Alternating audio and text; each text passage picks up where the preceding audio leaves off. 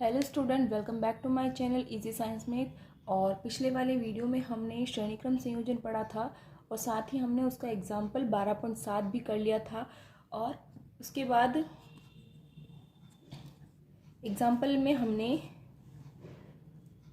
और उसके बाद यहाँ पे ये दिया हुआ है कि अगर मान लीजिए विद्युत लैंप और चालक की श्रेणीक्रम संयोजन को किसी एकल तथा तुल्य प्रतिरोध से प्रतिस्थापित करना चाहते हैं, यानी कि जो 12.7 एग्जाम्पल था उसमें आपसे ये आगे बताया गया है कि अगर इस परिपथ में आप इस विद्युत लैंप को और चालक के प्रतिरोध को हटाकर यहाँ इसके तुल्य अगर कोई प्रतिरोध लगाना चाहे तो वो प्रतिरोध 6 वोल्ट की बैटरी के टर्मिनलों से उसको संयोजित करने पर, दोनों टर्मिनलों से उसको संयोजित करने पर परिपथ में विद्युत धारा कितनी प्रवाहित होनी चाहिए 0.25। क्योंकि देखो, जब यहाँ पे 4 ओम प्रतिरोध है और यहाँ पर 20 ओम प्रतिरोध है और 6 वोल्ट बैटरी विभवांतर ये हमको दे रखा है, ठीक है। और पूरे परिपथ की जो धारा हमने निकाली थी, है ना, परिपथ में कितनी धारा प्रवाहित होती है वो हमने निकाली थी 0.25, ठीक है। तो अगर यहाँ का हम अगर R निकाले तो R का फॉर्मूला क्या हो जाएगा, R बराबर हो जाएगा V/I, ठीक है। यहाँ पर V यानी कि पूरे परिपथ का प्रतिरोध हमारे पास V है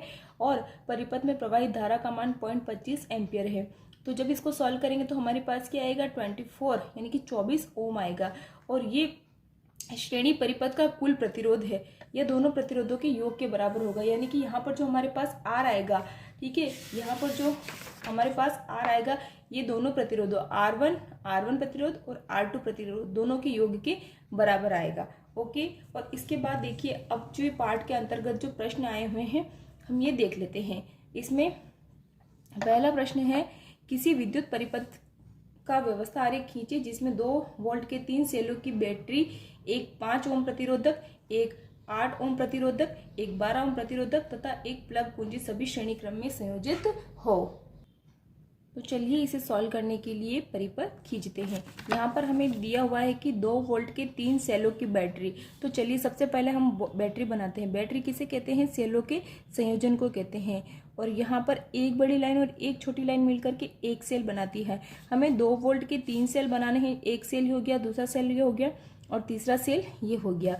ये बड़ा सिरा प्लस को दर्शाता है और छोटा सिरा माइनस को दर्शाता है। चलिए बैटरी हो गई। और इसके बाद हमें इसमें और क्या करना है, एक 5 ओम का प्रतिरोध। हमें प्रतिरोध कितना लेना है, 5 ओम का। तो ये पहला प्रतिरोध ले लेंगे 5 ओम का। इस सिरे को X नाम दे देंगे, ठीक है। और ये एक प्रतिरोध 8 ओम का, तो ये 8 ओम का दूसरा प्रतिरोध बना देते हैं। ये 8 ओम का दूसरा प्रतिरोध है। और एक 12 ओम का प्रतिरोध, तो ये तीसरा प्रतिरोध बना देंगे 12 ओम का, ठीक है। और ये जो सिरा है इसको हम Y नाम दे देते हैं, ठीक है। और इसको क्या करना है, एक प्लग कुंजी, ठीक है, किससे जोड़ना है, प्लग कुंजी से, सभी श्रेणी क्रम में संयोजित हो, ठीक है। श्रेणी क्रम यानी कि एक से दूसरा जुड़ा हुआ हो। तो ये हमने कुंजी यहाँ जोड़ दी है, ठीक है। आप यहाँ भी जोड़ सकते हैं, उससे कोई फर्क नहीं पड़ता। और इसमें हम धारा प्रवाहित कर देते हैं, ये I धारा इसमें प्रवाहित हो रही है, ठीक है। यहाँ पर भी धारा I प्रवाहित हो रही। और आप चाहो तो इस प्रतिरोध को R1, R2, R3 कह सकते हो। और इसको आप कुछ और नाम दे सकते, इनको जैसे इसको P दे दो, इसको Q दे दो और इस पॉइंट को R नाम दे दो, R S, और कुंजी को K नाम दे दीजिए, ये की है, ठीक है। तो ये आपका परिपथ बनके तैयार हो गया है। जहाँ पर ये 2 वोल्ट के 3 सेल है तो ये आपसे कितना विभवांतर उत्पन्न होगा, 6 वोल्ट का विभवांतर उत्पन्न होगा। तो ये हो गया आपके इस क्वेश्चन का आंसर। अगला क्वेश्चन है कि प्रश्न 1 का परिपथ दोबारा खींचे तथा इसमें प्रतिरोधकों से प्रवाहित विद्युत धारा को मापने के लिए एक एमीटर तथा 12 ओम के प्रतिरोधक के सिरों के बीच विभवांतर मापने के लिए एक वोल्ट मीटर लगाइए। अमीटर तथा वोल्ट मीटर के पाठ्यांक क्या होंगे। देखिए इसमें क्या है कि जो प्रश्न 1 में जो परिपथ था वही हमें दोबारा खींचना है, ठीक है। और इसमें हमें क्या करना है, प्रतिरोधकों से प्रवाहित विद्युत धारा को मापने के लिए एमीटर, ठीक है, यानी प्रतिरोधकों से कितनी विद्युत धारा प्रवाहित हो रही है उसको मापने के लिए हमें एक अमीटर लगाना है। तो इसका हम सॉल्यूशन करते हैं। देखिए सबसे पहले हमें क्या चाहिए, बैटरी बनाते हैं हम। ये 2 सेल और ये 3 सेल की बैटरी है। और यहाँ पर मैं कुंजी लगा देती हूँ और यहाँ पर मैं एक अमीटर बना देती हूँ। ये इसका माइनस सिरा है और ये धन सिरा है, ठीक है। और इसके अलावा मैं यहाँ पर 3 प्रतिरोध बना देती हूँ। ये एक प्रतिरोध, ये दूसरा प्रतिरोध और ये तीसरा प्रतिरोध, ठीक है। इस तरह से प्रतिरोध बना दिया है। और ये पहला वाला प्रतिरोध 5 ओम का है, दूसरा 8 ओम का है और तीसरा 12 ओम का प्रतिरोध है। ये पॉइंट को आप x नाम दे दीजिए, इसको y नाम दे दीजिए इस सिरे को, और इसको p q r s इस तरह से आप नाम दे सकते हैं। ये R1 प्रतिरोध हो गया, ये R2 और ये R3, ठीक है। आप इसको ऐसे समझ सकते हैं। कुंजी को K से दिखा दीजिए और ये इसका धन सिरा और ये ऋण सिरा, ठीक है। ये प्रतिरोधकों को मापने के लिए अमीटर हमने लगा दिया है। और साथ ही साथ हमें बोला गया है कि 12 ओम के प्रतिरोधक के सिरों के बीच विभवांतर मापने के लिए एक वोल्ट मीटर लगाइए। यानी कि 12 ओम का प्रतिरोध ये रहा, तो इसके सिरों के बीच विभवांतर मापने के लिए हमें क्या करना है, वोल्ट मीटर लगाना है। तो यहाँ पर हम वोल्ट मीटर लगा देंगे और वोल्ट मीटर का एक धन सिरा और एक ऋण सिरा बना देंगे, ठीक है। तो ये परिपथ बनाने का काम हमारा हो चुका है। और यहाँ पर ये परिपथ 12 ओम के प्रतिरोधक के सिरों के विभवांतर मापने के लिए वोल्ट मीटर लगाइए। और अमीटर तथा वोल्ट मीटर के पाठ्यांक क्या होंगे ये हमें ज्ञात करना है। यहाँ पर देखिए हमें पूछा है, हमें अमीटर का पाठ्यांक यानी कि हमें विद्युत धारा निकालनी होती है। सबसे पहले हमें इसका फॉर्मूला याद होना चाहिए कि I बराबर क्या होता है, V/R। तो V/R का मान हमें निकालना है। तो यहाँ पर हमें क्या दिया हुआ है, पहले ये देखते हैं कि आपको V दिया हुआ है जी, विभवांतर दिया हुआ है कितना, 2 वोल्ट के 3 से लगे हुए, तो विभवांतर कितना है, 6 वोल्ट है। और इस प्रतिरोध का जो तुल्य प्रतिरोध है R, वो क्या होगा, क्योंकि ये तो प्रतिरोध R1 है, ये R2 है, ये R3 है। अगर तीनों का तुल्य प्रतिरोध क्या होगा, तो क्योंकि ये श्रेणी क्रम में लगे हैं इसलिए इनका तुल्य प्रतिरोध क्या होगा, R1 + R2 + R3। तो हमने यही किया है, सबको जोड़ लिया है, क्या आया है, 25 ओम आया है, ठीक है। अब हम इसका मान V/R में रख के विद्युत धारा का मान निकाल लेंगे। तो विद्युत धारा यानी कि विद्युत धारा I बराबर क्या हो जाएगा, V का मान V/R। V का मान कितना है, 6 और R का मान कितना है, 25, ठीक है। यहाँ पर मैं भाग देके बताती हूँ।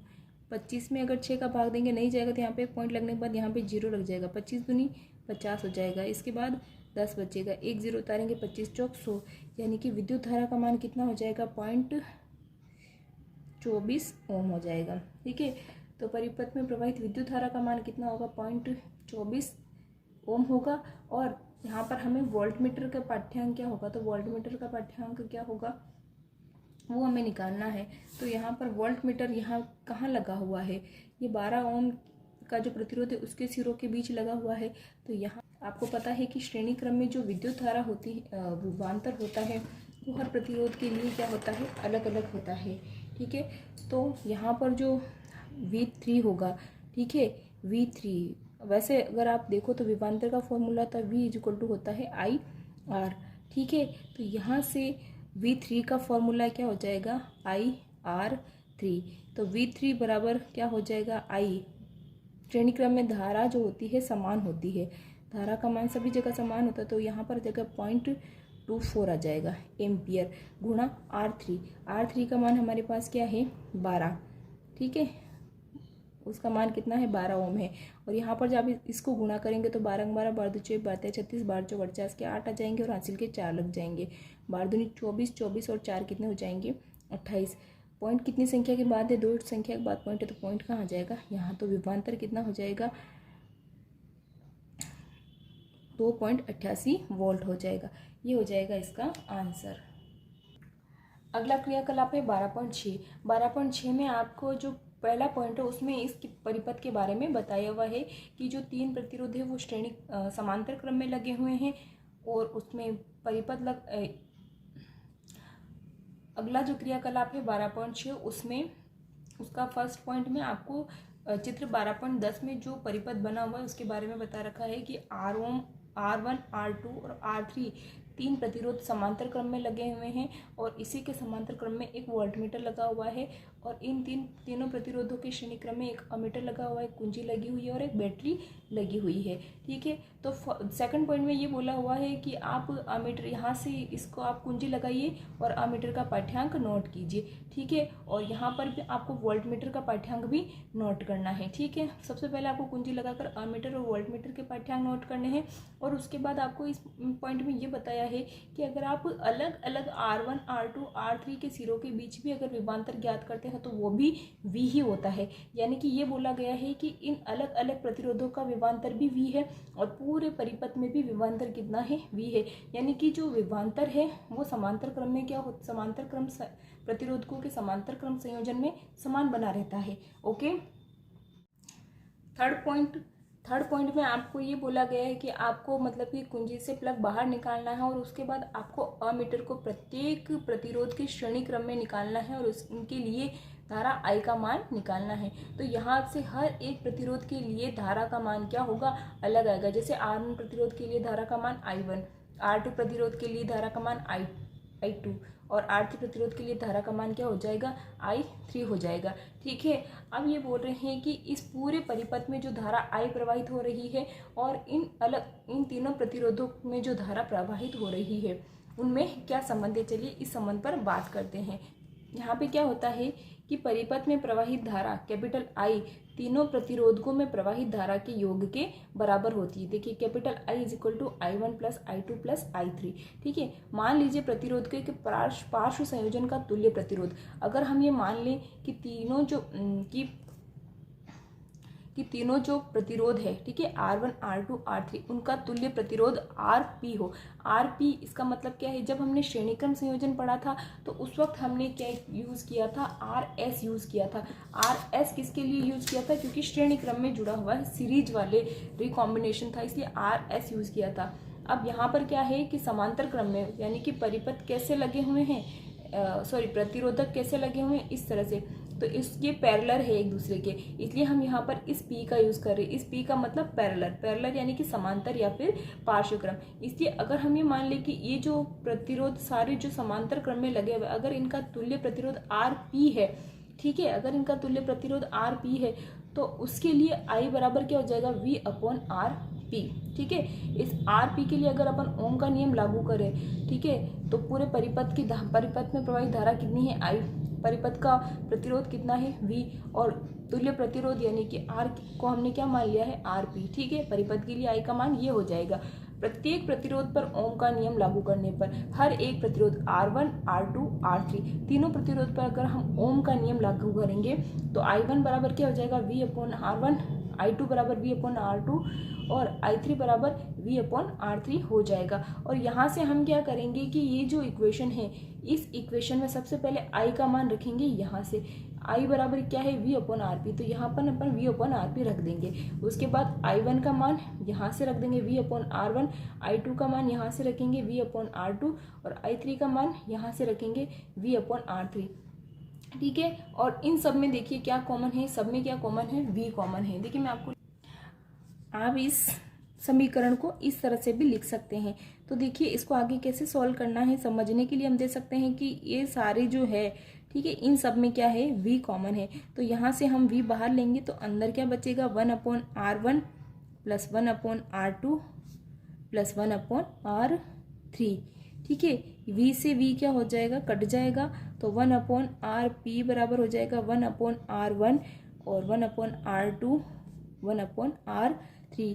यानी कि यहाँ से हम कह सकते हैं कि प्रतिरोधकों के समांतर क्रम संयोजन में जो तुल्य प्रतिरोध का जो व्युत्क्रम होता, तुल्य प्रतिरोध का व्युत्क्रम उसके तीनों उसमें जितने भी प्रतिरोध लगे हैं उसके व्युत्क्रम के योग के बराबर होता है। ठीक है, तो पार्श्वक्रम में जो अगर आपको तुल्य प्रतिरोध निकालना है तो उसका फॉर्मूला ये हो जाएगा। ये बहुत इंपॉर्टेंट है, ये आपको फॉर्मूला याद होना चाहिए। इससे देखिए यहाँ पर ये निष्कर्ष निकलता है कि पार्श्वक्रम से संयोजित प्रतिरोध हो के समूह के तुल्य प्रतिरोध का व्युत्क्रम पृथक पृथक प्रतिरोधों के व्युत्क्रम के योग के बराबर होता है। यानी कि जो तुल्य प्रतिरोध का व्युत्क्रम वो अलग अलग प्रतिरोधों के व्युत्क्रमों के योग के बराबर होता है। अब हम इसके एग्जाम्पल कर लेते हैं। देखिए एग्जाम्पल जो फर्स्ट दिया हुआ है उसमें दिया है कि चित्र 12.10 इसका डायग्राम पीछे दिया हुआ है। तो ये इसका चित्र पीछे दिया हुआ है, तो मैं यहाँ पर चित्र बना के लेके आई हूँ कि 12.10 के परिपथ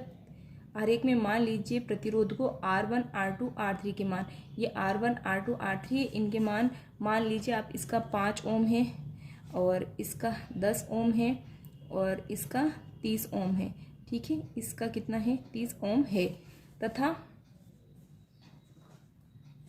तथा इन्हें 12 वोल्ट की बैटरी से संयोजित किया है। इस बैटरी का मान आप क्या मान लीजिए, यहाँ पर जो सेल लगे हुए 12 वोल्ट की बैटरी से संयोजित किया है।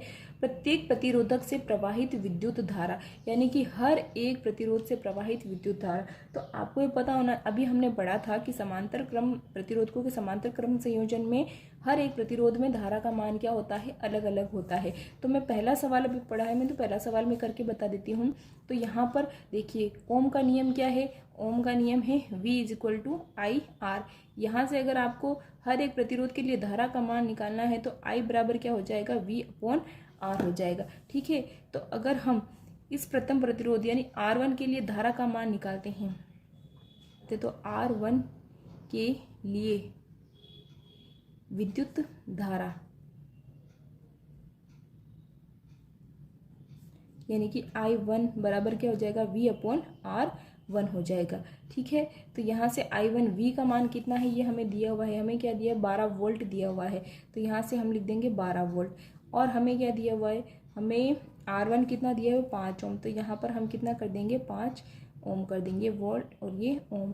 ठीक है, अब तो 12 में जब आप 5 का भाग देंगे तो आपके पास आएगा 2.4। ठीक है, तो ये जो आपके पास I1 है, I1 का मान आपके पास क्या आ जाएगा, 2.4 एम्पियर आ जाएगा। R1 प्रतिरोध से कितनी धारा प्रवाहित हो रही है, 2.4 एम्पियर। ऐसे ही जब हम R2 प्रतिरोध के लिए विद्युत धारा का मान निकालेंगे, R2 के लिए I2 का मान निकालेंगे तो वो कितना आएगा, V/R2। ठीक है, यहाँ पर V समान होता है समांतर क्रम संयोजन में, और R2 का मान क्या है, R2 का मान देखिए हमें दिया हुआ है 10। ठीक है, जब हम यहाँ से निकालेंगे I2 का मान तो ये क्या आ जाएगा, ये आ जाएगा 1.2 एम्पियर आ जाएगा।